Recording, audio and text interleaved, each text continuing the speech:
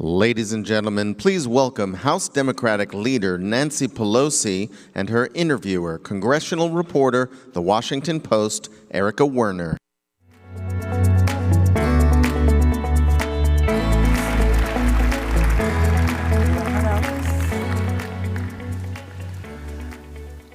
Thank you. Thank you so much, Madam Leader.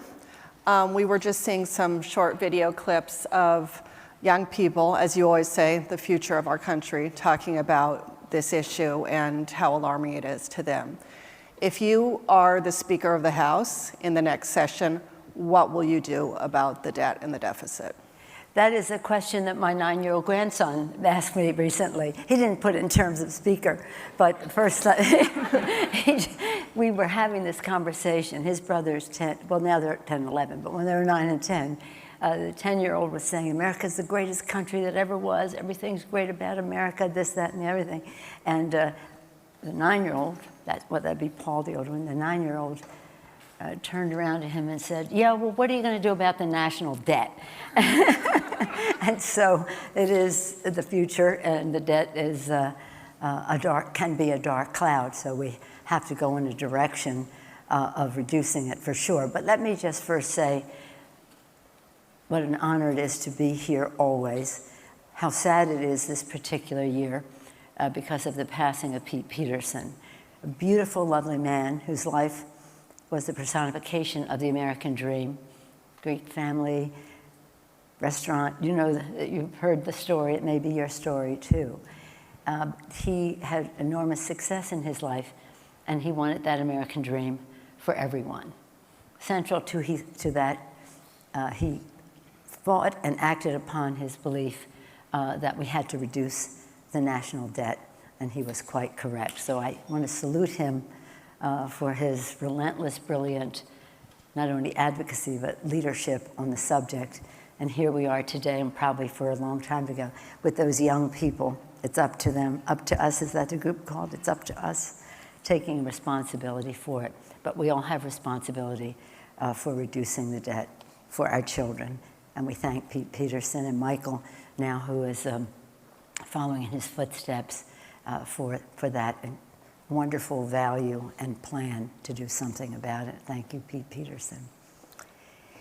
In terms of that, we had certain principles in terms of the debt that I would discuss with Mr. Peterson and with others as well. And Democrats believe that you must pay as you go.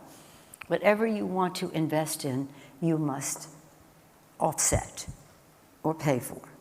The difference between Democrats and Republicans in that regard is Republicans don't think you have to pay for tax breaks. And that is what has added so much to our national debt. So pay as you go is something that we have believed in and tried to implement since 1982. Can you imagine? Some of you weren't born yet, maybe. 1982, we're at the Democratic Convention in Philadelphia. George Miller proposes a resolution, pay as you go. No more interest on the debt. What do we get for that? It's liberals, progressives saying there's not, the interest on the debt is a real opportunity cost for us to do investments in education and other initiatives that make progress for our country. It passed, that was 82. It wasn't until late 80s that it got some currency with President Bush, but until President Clinton came in, and it became how we operated, pay as you go. And in President Clinton's years, his budgets were, his first 4 or 5 budgets were either in balance or in surplus, his operational budget. It does work. It also means that you have to make decisions. For example, investments in education bring more to the Treasury than any other initiative you can name. Any other credits, tax cuts, this or that, nothing brings more money to the Treasury than the education of the American people.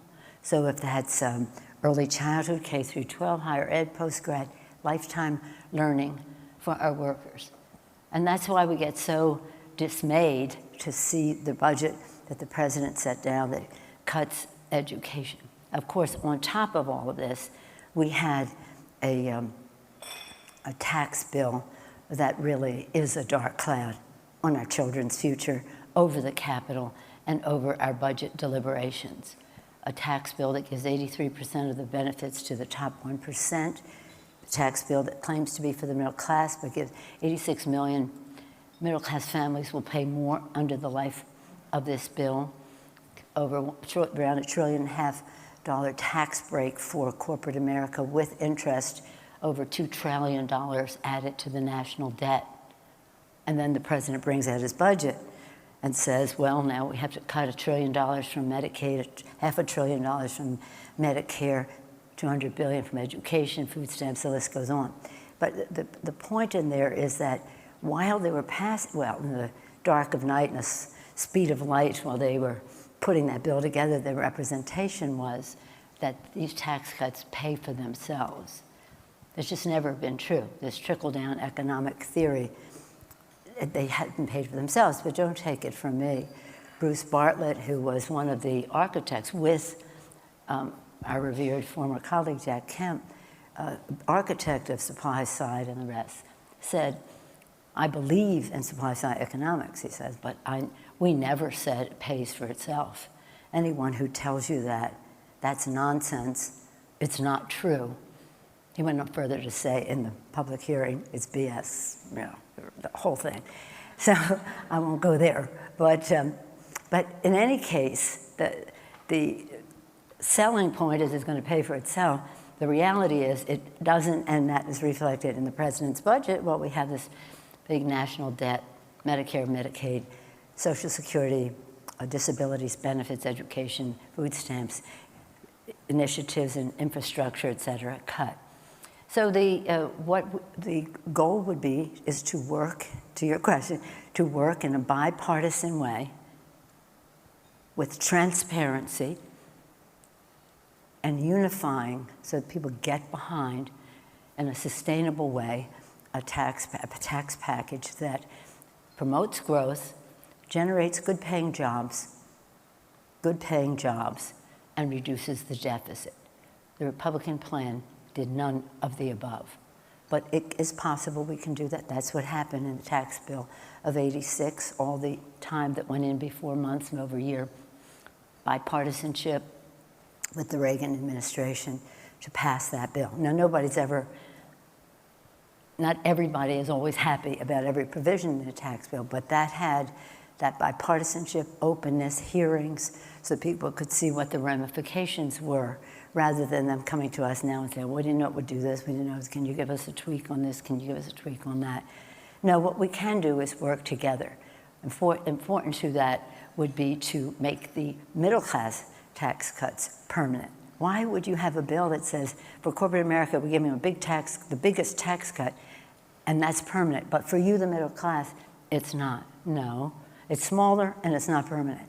We would say we want to bring balance to it. So we are reducing the national debt by having a revenue package that does just that, but puts the middle class first.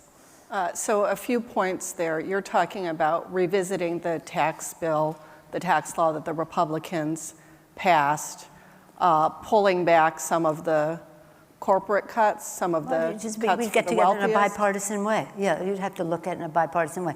We always thought that we should come together to see what was would be appropriate reduction in the corporate rate, but to go from where it was to 21, just the opportunity cost of that and the additional, the addition to the debt just made it, I think, the wrong way to go. And Republicans were very excited when you said something similar earlier this week, because now they can campaign against Democrats saying Pelosi's going to raise taxes. No, well, you know what?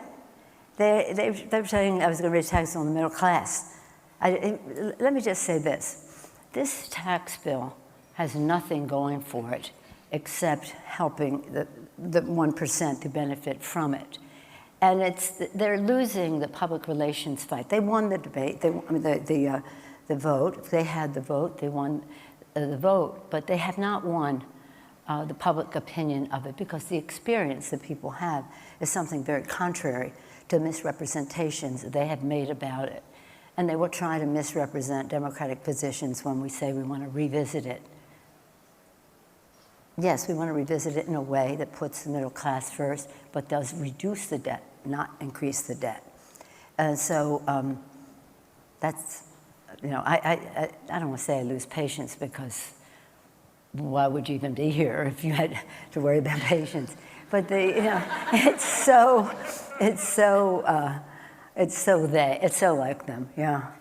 It's so like them. So you talk about permanency for the middle class tax cuts. Well, we put it all on the table. You put it all on the table and say, what is it that's going to create growth, generate good paying jobs, and reduce the debt? How do we bring that together? And lowering costs to middle income families, whether it's in prescription drugs, whether it's in other expenses that they are at the mercy of some of the, shall we say, monopolies in our country. We want to reduce costs to them in every way. And it could be that in the entrepreneurial spirit, we're in a whole new world too. What investments reduce the debt and freeing us to have more opportunity to reduce the taxes even further. But in the nearer term, Republicans plan to hold a vote this summer on making those middle class tax cuts in the current law permanent. Are you going to tell Democrats to vote for or against? Well, you see, here's what this that? is, since we're having a budget meeting. The reason they didn't make them permanent in the first place is because they were operating under a reconciliation. And under reconciliation, they could only have so much addition to the debt.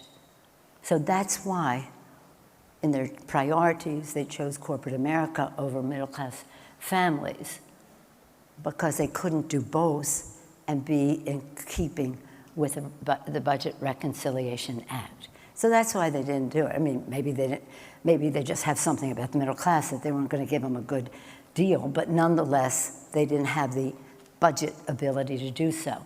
So the question would be for them is, now are you going to be in violation of the Budget Reconciliation Act? And among their few remaining deficit hawks, which I thought were an endangered species, but I'm beginning to think are extinct, but maybe there's one or so in the Senate, I don't know, they're going to have to figure how they work that into the Budget Reconciliation Act. But their desire is obviously to put Democrats on the spot with what they think will be a tough political vote in an election year to make middle-class tax cuts permanent or not. So how will Democrats vote on that? Erica, in all due respect, you never know what they're going to do. We're eager to see what the president's going to do on prescription drugs tomorrow. We've set a high standard. Negotiate for lower prices, transparency, some of the initiatives that really will make a difference. Is he going to pull his punch? Is he going to do what it is? They have to work this out within their own caucus as to whether they are going to increase the national debt even more, and how do they do this honoring the Budget Reconciliation Act.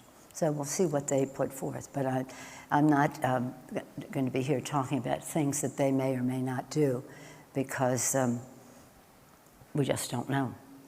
And what they say about it is frequently very different than what they do. But it doesn't have to be that way. There's reason to be hopeful. American people are more attuned to what's going on. They see that 500 of the Standard & Poor's, of the 500 biggest corporations who got the big chunk of the tax cuts, not even 10% of them have shared any of that with their workers, according to some of the reports. Some have gotten a bonus, some have gotten a little raise, but they haven't shared. It's mostly been about buybacks and dividends and rewarding shareholders. People see that, and so this will be part of the debate as we go forward. And we believe in taking it to the public. We think they got a bad deal, and we have a better deal. Better jobs, better pay, better future, and lowering cost to America's working families, because financial instability is the main concern that they have. And that goes into a lot of things in terms of technology and the rest, but how we address that and how we give people a comfort level to go into the future that can be very brilliant for them, that we want them to embrace. But in order to do so, we have to, as we do in our Better Deal, provide with them with tools for the jobs for the 21st century. And that involves education, apprenticeships, research and development in a way that, again, grows the economy, create good paying jobs, reduce the deficit. So on the Better Deal plan that you all have, you have numerous proposals Yes. in there. Some of them seem rather costly. $70 billion for public housing investments, Yes. doubling investments in STEM learning in pre-K through high school education, $1 trillion in infrastructure, $40 billion to connect all Americans to high-speed, affordable internet. You say you're committed to pay as you go. That's right. What is the total cost of all of your proposals, and how will you pay for them? Well, as I said before, nothing brings more money to the Treasury than investing in education. Early childhood, K through 12, higher ed, post-grad, lifetime learning for our workers. And that includes apprenticeship programs and the rest of that. So as we look in the long range as what we have to do on a budget, we think that brings money to the Treasury. And most economists would agree with that. I don't say all, but most. We're working on our infrastructure project package. We had hoped that we could do that in a bipartisan way with the president, because for the most part, infrastructure has really been a nonpartisan endeavor up until when President Obama proposed something, and then of course they weren't going to do it. But mostly it has been bipartisan. And we've tasked our people to be creative in how we finance, whether it's bonding, whatever it happens to be. But again, we have to take it to a place that reduces the deficit. And the broadband across America, it's absolutely essential. It's absolutely essential. We do believe, let me just talk about infrastructure, because there were a number of things in there that have come under infrastructure, including infrastructure and broadband and even public housing. The deficit that we have in infrastructure in our country, according to the American Society of Civil Engineers, is in around the $4 trillion worth. Could be more, but let's just say it's around $4 trillion. And the opportunity for us to build in a nonpartisan, all across America, in every district in our country, infrastructure, whether it's broadband, which is so important to rural America and some inner cities in America as well, whether it's surface transportation, mass transit, high-speed rail, water projects, which are some 100 years old, made of brick and wood. That's how you conduct water, want a glass of water in there. Those kinds of things. But create jobs, building jobs immediately. But in addition to that, promoting, and these jobs create commerce, product to market, people to school, people to work and home, improve the quality of life, improve the quality of air, and the rest of that. This is like it's a blossoming. At the same time, when you spread all of those jobs and opportunities across America, it needs care and feeding. So we're in a build. Build the infrastructure. Build the personal infrastructure. Education, research and development, healthcare, those issues that help people reach their fulfillment, and by investing in education and healthcare and the rest, lowering cost, improving quality of life, lowering cost. And then our third build, which isn't an infrastructure piece, but it relates to everything we do, is build our democracy, save our democracy for what is out there. Lower the cost of the money in politics, overturn Citizens United, remove barriers to participation. Because I think the idea of money in politics creates cynicism in our country, but also it can impact policy. And so build infrastructure, build human infrastructure, build our democracy. We see our purpose as, at this point, saving our democracy.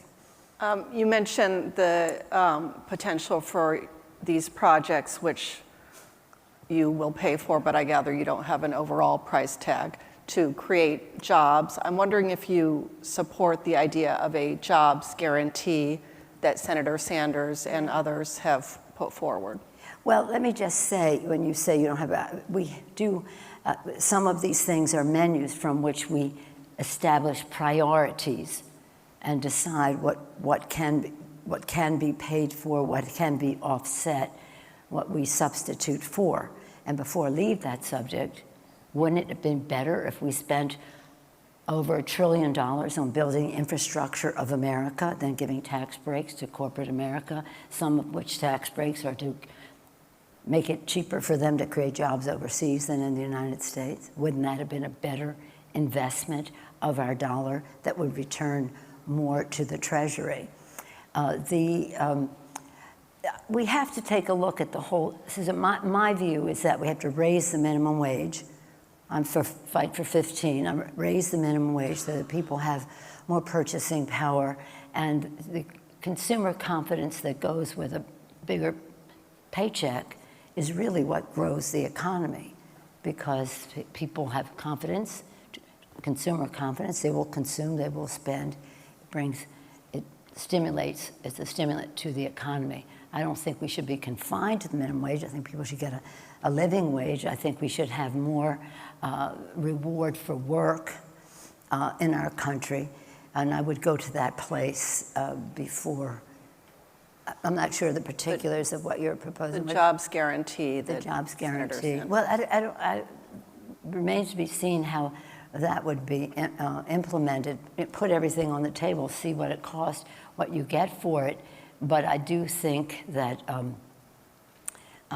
even though we have low unemployment rate right now, we have a low unemployment. It's the first time we've had a low unemployment rate and such a big deficit. Because if you're having low unemployment, you might have some reduction in support services and the rest. You might have more revenue coming in, but something's wrong with this picture. So, people have different ideas about how our capitalist system should be working in a way that instead of exacerbating the inequality in income in our country, should be reducing that. And there are other ideas about it, but my interest is in raising it, as we do in the Better Deal. I'm wondering, Madam Leader, you often quote President Lincoln saying public sentiment is everything. With it, you can do anything. Without it, right. Something to Very that good, effect. Good. So one of the issues with the deficit, as was discussed in some of the earlier panels, is that there does not seem to be a public outcry about this issue. Why do you think that is?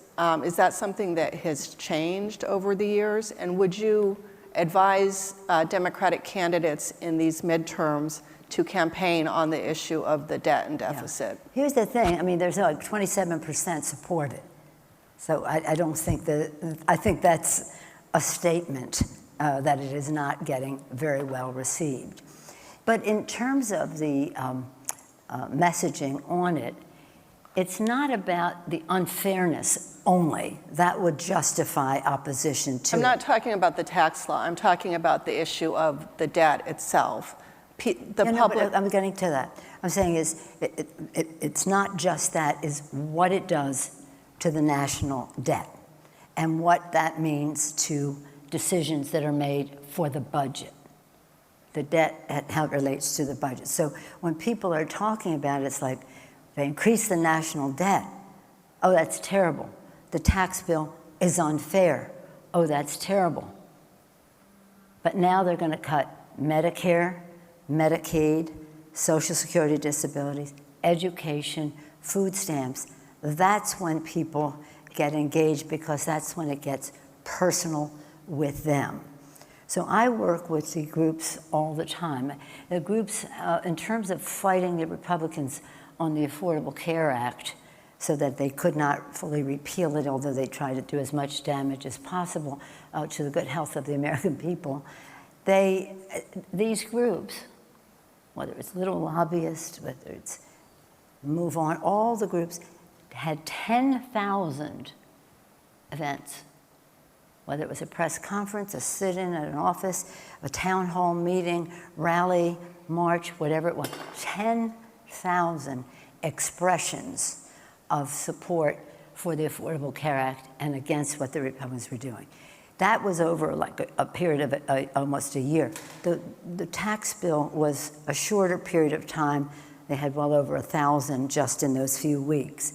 But the connection between the tax bill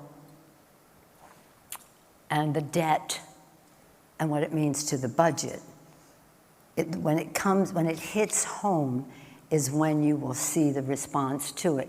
And I tell you this as a fact, the issue of cutting Medicare and Medicaid and messing with Social Security, very big issues.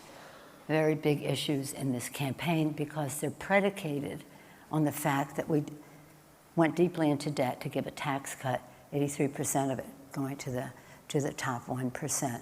So it's all about the kitchen table. It's not about the boardroom table. It's all about the kitchen table. How do any of these issues, like the debt or this or that, how does that relate to me? And that's Martin Luther King. He said that relates to the ballot. The ballot, legislation, your life. See the connection. And I think in the election, people will see the connection. And you're quoting Lincoln, as I do all the time, too. Public sentiment is everything, but the public has to know. The public has to know. It's not just a statistic, it's what it means in your life.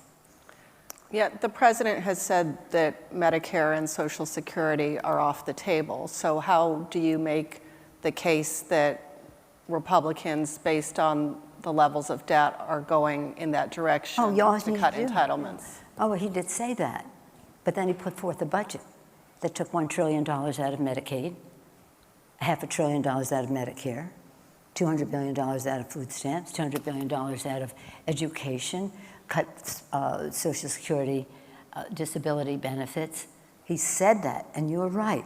For a while, let me just put this in this perspective. When people say to me, have you ever heard anybody say, when are the Republicans ever going to give up on Trump? Never. He's their guy. There's nothing he has put forth that they haven't been there longer and worse. Name any subject. Inequality in our economy, climate change, women's right to choose, guns, immigration. Name any subject that he hasn't been there, they haven't been there longer and worse. The only place for a while, as Erica rightly points out, where he was different from them, as he said, Social Security and Medicare were off the table until he put out his budget. $1 trillion out of Medicaid. Two-thirds of the people who have used Medicaid are poor children, but two-thirds of the money are for long-term care for seniors, whether in a facility or at home. That is a middle-class benefit. It hits home right in the middle of that kitchen table. Medicare, to $500 billion out of Medicare to pay for a tax cut for the high end and for corporate America, and the list goes on. So you were right up until his budget. And we thought, well, he will hold the line there. But no, he didn't. He changed. And again, he has joined them. Now with them, this is philosophical. No, ideological. It's ideological. They think, and this has been their mantra for a long time, Medicare should wither on the vine. They think that it should be, and the speaker takes great pride in saying that it should be a voucher. In his budget, it's a voucher. Medicare is a guarantee. You take away the guarantee, you don't have Medicare. You have a voucher. Go shop for health care. And so the issue of health care is a very big issue in the campaign, since you related it to campaign a moment ago. campaign because it's not only a health issue, it's a financial issue as well. So what we're seeing in the polling is that Medicare on its own is probably one of the biggest issues in the campaign, but also health care in general. That would be Medicare, Medicaid, affordable care, health care, access to health care, and prescription drug prices, which the president's going to speak on tomorrow. I hope he doesn't pull the punch, he's going to go and pull the punch. We'll see, but we hope that he would have the ability of the secretary to negotiate for lower prices, transparency in drug pricing, because that is part of our national debt, paying for these drugs under Medicare, for example, which should be able to negotiate for lower prices. When we did the Affordable Care Act, if there were no other reason to do it than cost, if everybody loved their care and loved their insurance, cost, that was why I had to do it. Cost individual, to business, to corporate America, to public sector. Couldn't afford the cost. And so we reduced the rate of increase substantially, but the only thing we couldn't control, prescription drugs. And so that, too, is part of the budget fight that we have. I see that it says 2 zeros here. I assume that I don't have time to tell you all these some more stories about my grandchildren as I began the future. We are out of time. Thank you very much, Madam Leader. Thank you, Erica. Thank you.